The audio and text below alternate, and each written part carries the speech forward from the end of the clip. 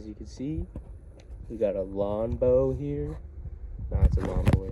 It's one of the brick commercial types, and I have a pull cord issue, and I believe since it has trouble starting up that it has a compression issue. So I'm just gonna tear it apart. I have some replacement parts and we'll see how it goes. So to get the cover off, I just undid 2 screws in the front and 2 screws in the back here, and they're the same size, so I just used a flathead. And you just want to be careful when you take it off. I pulled straight up, but there's the fuel line attached, so I'm going to find a way to get that off. So I made sure my fuel was off, and then there was a little like clip that I had to use pliers to pull up on, and then the whole thing came off of its little fuel barb there. So now this thing's detached. I can just take it off the mower.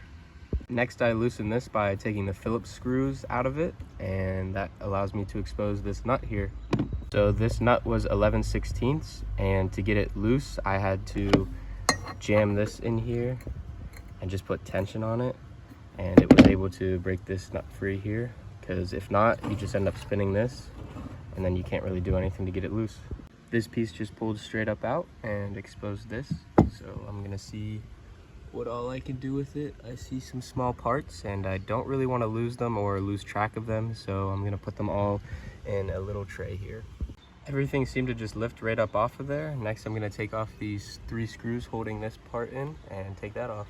Taking that cover off exposed this, and I want to see if these 3 bolts here will take this whole part off for me. So when I got those out, there was something stopping it from lifting, and it looked like it was this thing here. So I fidgeted with the spring till it popped and let this thing free, and I'm gonna see what happens when I take those out. It worked. It exposed the crankshaft there, and the piston's sitting right there.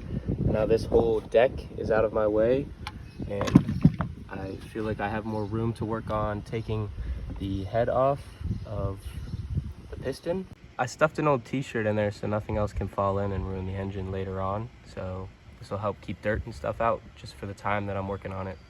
Next, I'm gonna take off the bolts that are holding on the head, and they are 4 3/8 bolts. So I'm gonna get those off and see what's underneath.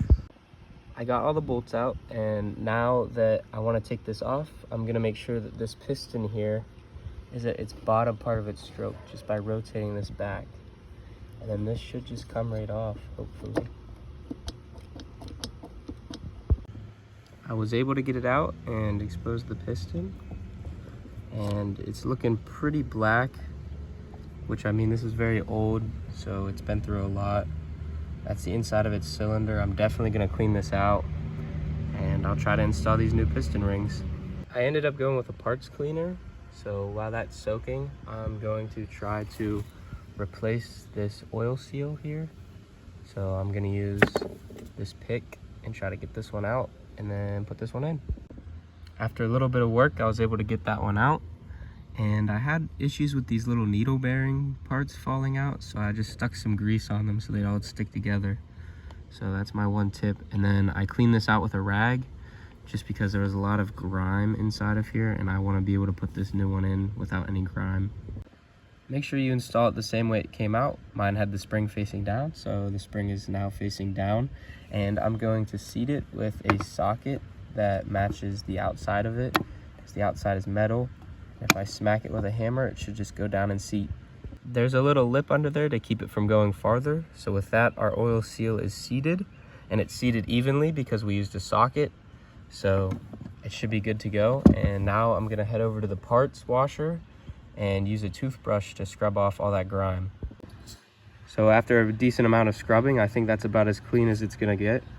It's been running for 50 plus years, so I don't think it's gonna be perfect, but I got most of the carbon buildup out of the intake holes and the exhaust holes, so she should breathe a little bit better. And I'm not a fan of the cracking on the head there at the end, but there's not much I can do about it.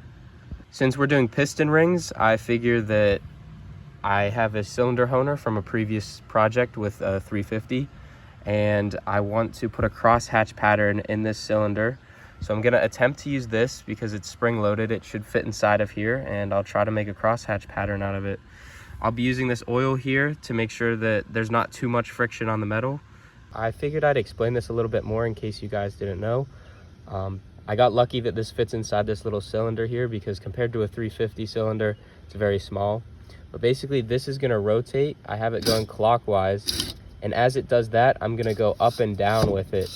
And this will make a pattern. It's crosshatch is what it's called. And that will allow the rings to seat against this better in the future. And it also allows oil to like sit in the cylinder wall more efficiently than if it was just a smooth surface. These fine grit stones don't work without a price. As you can see, it left metal shavings all the way around. So I'm gonna clean this up and hopefully be able to show you guys the crosshatch pattern I created. As you can see, there's some scorch marks from the piston moving up and down over the years, but I tried to get rid of them. In some parts of this cylinder, you can see the crosshatch pattern. See how some of these lines go down and up diagonally. On the end here, it's pretty smooth. It seems that that might have been a little bit too drastic of a crosshatch, but inside here, it's looking pretty good. And these patterns will allow the oil from the gas and oil mixture of the two-stroke engine to sit against the wall a little bit better than if it were just smooth. So it'll stop it from running immediately back down due to gravity whenever it's put into this cylinder. So to get a better look at these piston rings, I'm gonna spin the crankshaft, which will push on the piston rod. And I wanna spin this until it is top dead center here. And that'll allow me to work on these piston rings a little bit easier than if it were sucked up against the inside there. And I want to get these off with my fingers. I'm not gonna use a tool if I don't have to. The most I'll probably use is needle nose pliers just to help get it started. But it should be pretty easy because these aren't like the 350 ones, and I didn't have too much trouble with the 350 ones, so I'll come back when they're off. So those came off fairly easily, and I got my new ones here. As you can see, they're labeled top, so I'm gonna make that face towards me because that will be the top of the piston, and I'm gonna put these on. Got the new ones on fairly easily, and what I like to do is spin the gap so that they are 180 degrees off of each other so that stuff can't slip past them at the same time. I have this thing on its side, and I sprayed some WD-40 in there just to displace any water before I slap it all back together. I also am gonna add some oil to the inside of this crank here just to help it in the future. If you caught it previously, this was really dirty, so I attempted to scrub off a lot of the carbon buildup to help it out in the future. One thing that's not ideal is that each side of this is scored just like that cylinder wall was, and there's not much I can do about that. I mean, at least they're scored the same. I have my replacement gasket to go in between these two parts, and since we've been working pretty heavily on both, I wiped off the surface and made sure that it was a pretty clean environment for this new gasket to go on. Put the cylinder back on. I'm gonna have this at top dead center, and I'm gonna try to squeeze this past the piston rings. I got the one in, and I'm doing that by pushing on this, just like with my hand or my knee, and then using this screwdriver to push the edges till it slips past. I got the second one in, and I coated it with oil, so hopefully this whole thing will just push right in. Now that this is most of the way on, I've put the 4 bolts in, and I'm just gonna tighten them down, ensuring that everything comes together nicely. And I'll probably go diagonal with this one first, and then down to here, and probably up and then over. With that all squared away, it's time to move on to this part. And I have a gasket for here. And now we can put this thing back on there, making sure that this side goes with the spark plug. So it's pretty easy to orient it. And don't forget about this right here. It's going to get fed up through into this hole here. So don't forget about that. Now I'm putting these bolts back in, and make sure that you have this oriented correctly. I'm putting it on the same way I took it off. So that's how mine looked, and that's the way I'm putting it back on. You want to put together the thing that makes spark. So there's this piece here, and it can only face one way, and that's the way that the hole lines up with this notch, and then the pin will go through as well. First, you want to make sure that this part here faces where that little half moon sits on this side here. So that's called the keyway, and you want to make sure that that's facing wherever that would sit. With this piece facing the keyway right here, the whole system that makes the spark is back together. These are the points here, and so as this spins around, it'll make contact with this, pushing it, making a spark or no spark. And I have this spring back in place, which I used the little clip here, and I was just fiddling with it till it kind of worked, and now it's back to how it worked before. So everything's back together, everything's facing the right way. When we put back together this system, you start with the plastic washer, and it goes in this groove here. All you do is slide it inside before you put it on the shaft, and then line everything up. After the plastic retainer, there's a metal washer, and then the spring system here that allows it to go up and down, and this is for the governing system for the fuel. And then next is this jigsaw piece that I told you not to let fall apart, and on it are the words key, and I put the key right where it says key. So now we have everything back together and we can put the flywheel on. Before putting the flywheel on, I cleaned up the magnets with emery cloth. It was high grit emery cloth instead of a wire wheel, because I saw that you can demagnetize the magnets on the flywheel if you use a wire wheel. And I also cleaned up the solenoid here that helps with the spark as the flywheel spins, again using that high grit emery cloth to clean off the rust, exposing metal, and hopefully this allows us to get better spark. When you put the flywheel on, make sure that the key goes in this slot, and that's the only way to put the flywheel on.